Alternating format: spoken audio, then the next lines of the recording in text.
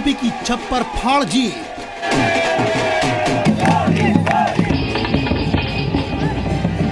जनता ने जताया भरोसा, अब भरोसे पर खरे उतरने की बारी।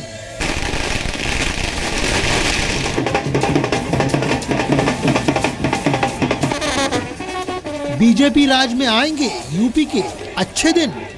देश का डबल डिजिट ग्रोथ रेट तब तक नहीं हो सकता जब तक उत्तर प्रदेश का डबल डिजिट ग्रोथ रेट नहीं होता।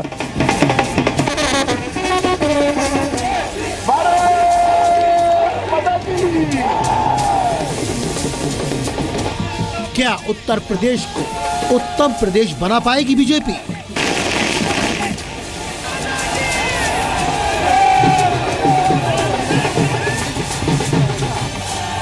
आने वाले समय में जो सरकार आएगी, समाजवादी सरकार से भी बेहतर काम करेंगे। जनता और जो हर वर्ग के लोग हैं उनको ज्यादा सुविधाएं देने का काम भी सरकार आने वाली करेगी।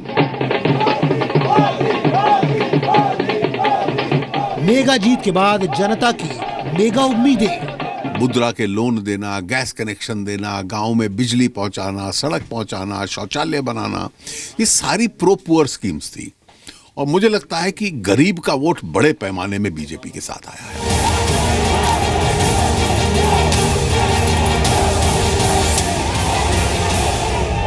मोदी से क्या मांगे यूपी? विकास के मुद्दे पर निश्चित रूप से अपना एक ऐतिहासिक वोट दिया है। मैं उन्हें आश्वस्त करना चाहती हूं कि भाजपा का एक एक कार्यकर्ता, भाजपा का नेतृत्व उनके इस विश्वास पर खरा उतरेगा।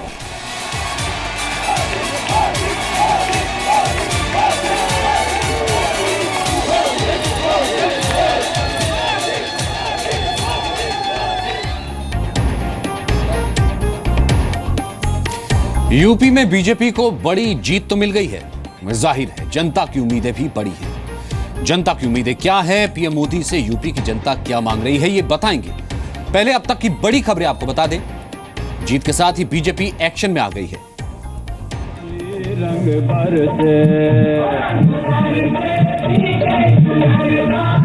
यूपी में सरकार बनने के बाद जो पहली कैबिनेट बैठक होगी उसकी तैयारी शुरू हो गई है। यूपी बीजेपी से मुद्दे मांगे गए हैं। सूत्रों से खबर है कि कर्ज माफी और एंटी रोमियो दस्ता और मशीनी बूचड़खानों को बंद करना, ये 3 मुद्दे हैं बीजेपी सरकार के एजेंडे में सबसे पहले।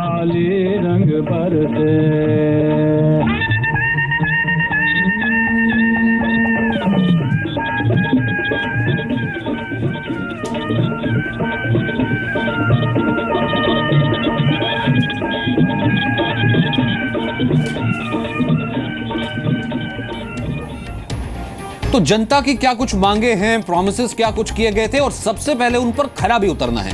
सबसे पहले गुंडागर्दी पर लगाम लगे, यानी कि लॉ एंड ऑर्डर सुधरे और कानून व्यवस्था मजबूत हो, यह प्राथमिकता रहेगी उत्तर प्रदेश की।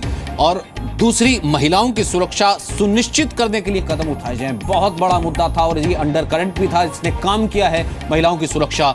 और गांव में 24 घंटे बिजली का एक बहुत बड़ा मुद्दा था, उस पर खरी उतरनी चाहिए सरकार। बेसिक सुविधाएं मिलनी चाहिए गांव वालों को। यूपी को बीमारू राज्य की लिस्ट से बाहर निकाला जाए, ये भी मोदी से इस वक्त जो मांगे हैं वो पूरी होंगी।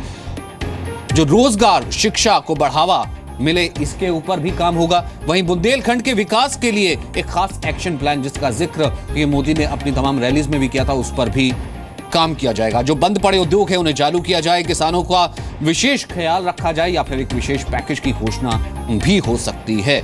तो कुल मिलाकर ये वो मांगे हैं, यानी कि 10 बड़ी मांगे। नंबर 1, गुंडागर्दी से मुक्ति, जो कि इस वक्त उत्तर प्रदेश चाह रहा है। नंबर 2, मजबूत कानून व्यवस्था, लॉ एंड ऑर्डर। नंबर 3, महिलाओं की सुरक्षा। महिलाओं की सुरक्षा एक बहुत बड़ा मुद्दा है उत्तर प्रदेश में। नंबर 4, 24 घंटे बिजली की व्यवस्था करना, सुनिश्चित करना और इसे फैलाना। भ्रष्टाचार से मुक्ति, करप्शन एक बहुत बड़ा मुद्दा हो गया था, लोगों ने त्रस्त आकर के मोदी के साथ वोट किया है। तो ऐसे में यूपी का विकास एक बहुत बड़ा मुद्दा होने जा रहा है कि असल मायनों में विकास अब होना चाहिए। वहीं इसी के साथ बेरोजगारी एक बहुत बड़ा, युवाओं ने आगे आकर के इसलिए ही वोट किया है कि बेरोजगारी दूर होनी चाहिए। बेरोजगारी बहुत बड़ी, अनएम्प्लॉयमेंट बहुत बड़ी समस्या है। बुंदेलखंड जिसका विकास हर बार सिर्फ प्रॉमिसेस में रह जाता है, उसके विकास के लिए क्या एक्शन प्लान जल्द से जल्द ये नई सरकार लेकर के आती है, ये भी ऐसी उम्मीद है। बेहतर स्वास्थ्य व्यवस्थाएं होनी चाहिए, बेहतर हेल्थ फैसिलिटीज लोगों को, उत्तर प्रदेश की जनता को मिलनी चाहिए, ऐसी उम्मीदें मोदी से की जा रही हैं। और ये ऐसा कहा भी जा रहा है कि जल्द से जल्द ये कहा गया है कि ये मांगे सौंपी जाए और पहली ही बैठक में इन पर विचार भी किया जाएगा। यूपी में जीत मिलते ही बीजेपी अध्यक्ष अमित शाह ने यूपी के लिए बीजेपी का प्लान साफ कर दिया है।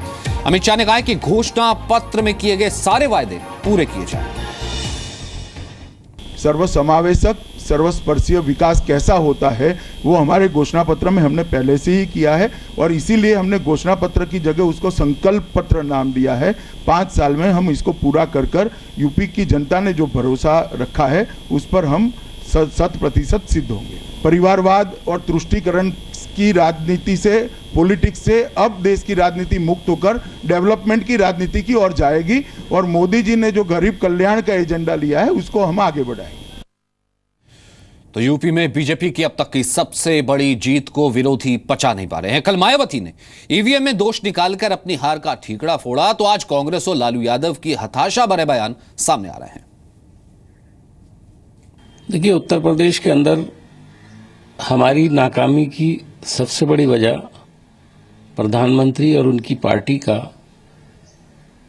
जो पुराना तरीका है पोलराइजेशन की सियासत का, वो बना है। और उन्होंने जो पोलराइजेशन की खुलकर सियासत की और जिस तरह से उनके लीडरों ने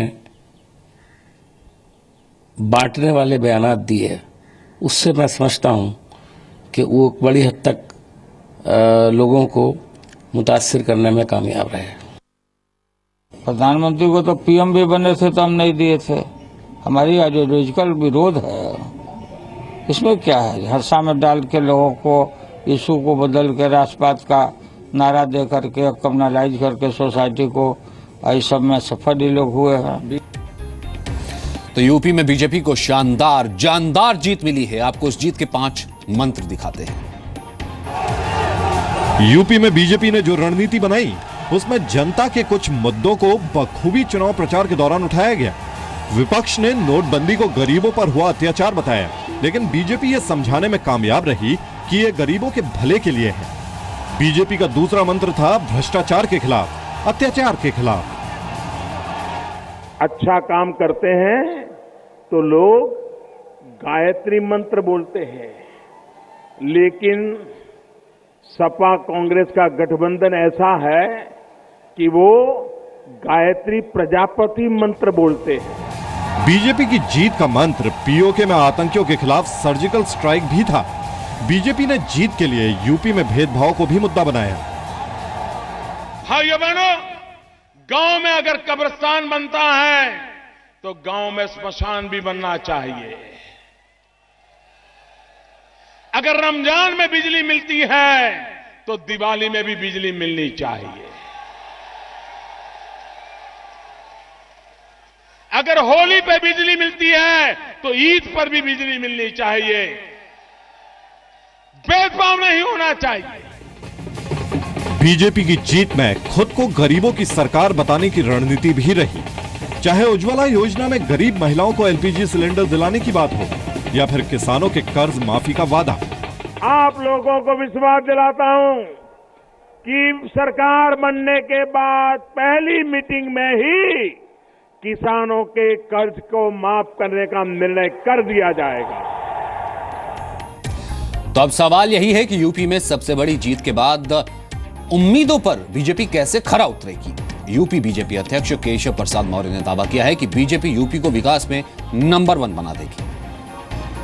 संकल्प है जो बसपा सभा के राज में घोटाले हुए थे और जो अफसर और बड़े बड़े नेता दोषी हैं उनके खिलाफ कार्रवाई करेंगे। लोक कल्याण संकल्प पत्र का हर वादा पूरा होगा। लोक कल्याण संकल्प पत्र का हर वादा पूरा होगा। और अब बात दिल्ली में पीएम मोदी के रोड शो की, जिसकी तैयारियां जोरों पर है। बीजेपी हेडक्वार्टर के बाहर नए पोस्टर लगा दिए गए हैं। बीजेपी दफ्तर से जी मीडिया संवाददाता रविंद्र कुमार की रिपोर्ट देखिए।